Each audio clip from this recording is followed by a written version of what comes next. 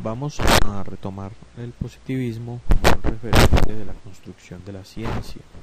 Esta temática es muy importante porque el positivismo es la teoría filosófica que da pie a la creación del conductismo en sus primeras etapas, es decir, el conductismo retoma el positivismo para poder construir una psicología muy científica y muy basada en los hechos. Debemos entender el positivismo como un surgimiento de la pugna, de la pelea entre dos sistemas filosóficos. Por un lado el racionalismo y por el otro el empirismo. El racionalismo, que venía de una tradición griega aristotélica, en donde el conocimiento se debía captar y se debía acceder al conocimiento a través de las situaciones fácticas, las situaciones de hecho, nada de hipótesis que no se pudieran demostrar. Surge este racionalismo en el siglo XVII y el siglo XVIII. Entre esos dos siglos se dan unas propuestas filosóficas y sus representantes más importantes son Descartes, Leibniz y Spinoza. La tesis central del racionalismo era que los procesos que se daban en la naturaleza, el ser humano los podía descubrir, entender y explicar porque tenía la capacidad de razonar. Es decir, al tener razón, la persona podía acceder a la comprensión de la naturaleza, y los sentidos ayudan en esta comprensión de la naturaleza para lograr el entendimiento de la naturaleza, pero realmente son herramientas secundarias. Para ellos la razón es lo que más pesa en la construcción de conocimiento. Por otro lado estaba el empirismo, que es una crítica, es una oposición a la tradición griega aristotélica. Consideraba que no solamente los elementos fácticos eran importantes, sino que también había otros elementos que había que tener en cuenta. Surge el empirismo a finales del siglo XVI y se prolonga hasta el siglo XVIII, y sus representantes más importantes fueron Bacon, Locke, Berkeley y Hume. La tesis central, la tesis principal del empirismo era que realmente la información que se captaba a través de los sentidos es el insumo más importante para poder construir conocimiento, para analizar esa información y hacer generalizaciones y abstracciones. Las ideas no se concebían como algo simplemente inherente a la razón, sino que eran las representaciones de esos objetos que fueron captados por los sentidos, y entonces los seres humanos solamente podemos hacer unas asociaciones muy elementales, muy simples de las situaciones y los eventos que suceden, pero nunca alcanzaremos a una real comprensión y entendimiento de todas las relaciones causales últimas que se dan en los diferentes fenómenos de la realidad. Vemos entonces dos situaciones contrapuestas, dos teorías contrapuestas, una que hace énfasis en la razón y la otra que hace un énfasis muy radical en la importancia de los sentidos. Las dos muy radicalizadas en términos de que nunca pudieron llegar a un acuerdo definitivo y siempre estuvieron en una pugna permanente por imponer sus argumentos. Pero luego llega una época de negociación en donde surgen otros nuevos autores que tratan de compaginar estas dos teorías. Así, por ejemplo, Immanuel Kant en el siglo XVI tratando de hacer una negociación, un pacto o como una amalgama de las dos teorías, del racionalismo y del empirismo, trata de establecer un principio de complementariedad entre la razón y los sentidos. Afirma entonces, comillas, que mientras que toda la filosofía anterior suponía que los objetos de conocimiento existen independientemente de nosotros, y a continuación preguntaba cómo podríamos conocerlos, Entonces Kant mantuvo que nuestras actividades cognitivas eran parcialmente constitutivas de los objetos de los que tenemos experiencia. Mantiene además que es precisamente nuestra propia participación en la construcción de los objetos de percepción lo que hace posible que conozcamos.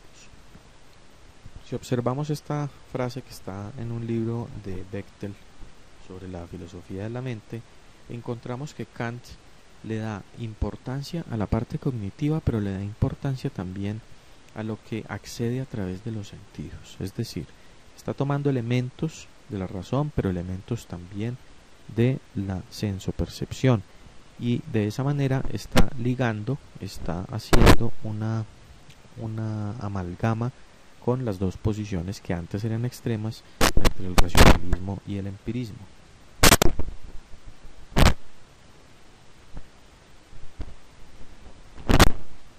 Surge entonces, luego de Kant, el amigo Augusto Comte, que en el siglo XVI y en el siglo XVII y parte del XVIII nos invita a construir una nueva propuesta filosófica que integre tanto lo racional como lo sensoperceptual, y entonces expone su teoría del positivismo. Este razonamiento filosófico nos plantea que hay unas etapas del conocimiento humano, tres etapas fundamentalmente, que son la teológica, la metafísica y la científica. El conocimiento humano teológico se basa en la idea de Dios, es decir, Dios es el creador de todo lo existente, y para poder comprender la creación debemos comprender a Dios, y a través de la creación comprendemos a su vez a Dios. Todas las explicaciones de los fenómenos que suceden en la realidad tienen un origen en Dios. Entonces todo sucede porque hubo una influencia divina, todo sucede porque un dios o varios dioses fueron los que originaron las situaciones que se presentan. Así vemos, por ejemplo, que el pensamiento griego era un pensamiento muy permeado por lo teológico, y en muchas de las costumbres de esta cultura se evidenciaba que todos los sucesos se relacionaban con la influencia de los dioses. Hay un segundo momento que es el metafísico. No se debe confundir con la concepción que se tiene muchas veces de metafísica como ciencia del oculto, todo lo contrario. Este término metafísico se refiere a que el conocimiento ya trasciende lo teológico, ya no se habla de Dios como aquel ser que está influyendo permanentemente en las situaciones de la realidad, sino un momento en donde se analizan los fenómenos y las realidades tal cual como se presentan sin la incidencia de Dios. Es decir, los objetos, el mundo real, la parte física son lo realmente importante, y hay que tratar de comprenderlos, entenderlos y darles una conceptualización. Pero en este momento metafísico todavía había muchas hipótesis, muchas elucubraciones y muchas propuestas sobre la comprensión de la realidad que realmente tomaban elementos muy prejuiciosos, elementos muy permeados por la manera como las personas captaban la realidad, y no le daban esa transparencia, esa calidad al conocimiento y esa imparcialidad al conocimiento. Entonces, de la etapa metafísica se debe pasar a un tercer momento, que es el que plantea Augusto Comte en su positivismo, y es la etapa científica o el momento científico. Allí ya se trasciende la idea de Dios y de simplemente lo material, o sea, se trasciende lo teológico y lo metafísico, y se pasa a un momento en donde lo importante son los hechos, lo observable, lo medible, lo cuantificable. Y esa etapa científica lo que pretende es darle un tinte de imparcialidad a todo el conocimiento, darle la posibilidad de que el conocimiento sea óptimo, sea generalizable, y dar origen a un conocimiento bien integrado. Él propone que exista un monismo metodológico. La palabra monismo se refiere a una